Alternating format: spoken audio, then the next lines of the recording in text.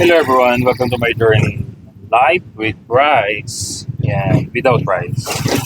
Na pagpauman ninyo, kailangan ulit tayo nakapag-update.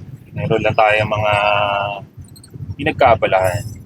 So para sa mga member ng ating community, sa ating mga kabaka, most especially sa ating mga followers at sa mga bagong pasok sa ating community and most especially ay sa mga bago nating followers. Welcome po sa ating Facebook page. Saan naman nyo kung saan nyo man po ito mapanood, sa TikTok, sa YouTube, at saka sa Instagram. Yan, welcome po kayo sa ating mga ginagawang mga video. Yan, ako po si Pastor Kelvin Capuyaw. For more than a decade ay tumutulong po talaga tayo sa ating mga kababayan ng libre, walang bayad. Yan. Nagsimula po ang ating community nitong September of 2022. After 2 years ay nagkaroon lang naman tayo ng coaching fee. Small amount lang naman yon. At honest to goodness, may ilan nga po tayo, hulugan pa. Napakamura na, hulugan pa for the sake lang na matulungan natin yung ilan talaga sa mga kababayan natin na mga kapuspalad talaga. Ano bang kasagutan ng sasagutin po natin ngayong oras na ito? Sapagkat, pakinggan nyo mabuti may isang nagtanong, paano ko daw nasigurado na nakadesign talaga tayo sa pagkain ng karne? O ito sa mga nakasubaybay talaga sa atin, pakinggan mo itong mabuti. Kung bibigyan kita ng mga studies, baka di mo sa ngayunan sapagkat kapag sinabi sa Google, mas papaboran mo ang sasabihin ng Google na mag-cause ng cancer, ang daming mga kailangan natin ng fiber, kailangan natin ng balanced diet, moderation, ang daming mga tataliwas dun sa mga information na sasabihin ko sa'yo.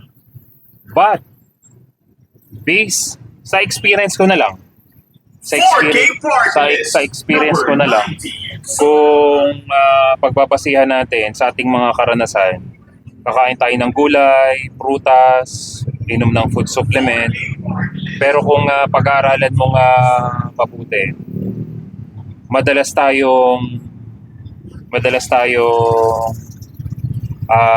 makakaranas talaga para lamang mag-poops tayo. We need fruits and vegetable, rich in fiber. Pero ito yung amazing. Before, matindi yung poops, napakabaho, yung nakakaranas ng LBM, nakakaranas ng bloated ka. Pero, simula nung nag-carnivore way of eating ako, January of 2023, more than 2 years na tayo sa ganitong way of eating. Imagine mo yun. Karne na nga ang kinakain, ang sabi, hindi siya basta-basta matutunaw. Totoo naman yun, matagal yung matagal siyang matunaw sapagkat bibilang ka talaga ng oras bago talaga siya matunaw. Pero, stable talaga yung energy level natin. Ang kagandahan nito, napakaganda ng bowel movement. Hindi ako nakaranas ng pag-utot, yung bloated, yung gas, na talagang nananakit na yung tiyan mo. At sa madaling salita, paano nangyari na maganda yung bowel movement, tapos hindi utot ng utot, at napakaganda ng pakaramdam magaan. Pero wala namang kinakain na gulay.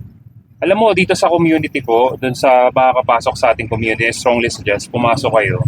Marami magpapatunay doon na naging maayos ang kanilang mga health condition nung nasa meat-based diet na sila. At amazing talaga, kailangan nyo lang maintindihan yung basic foundation na tinuturo ko sa loob ng community para mas maunawaan mo bakit mo kailangan na mag-focus talaga sa pagkain ng karne.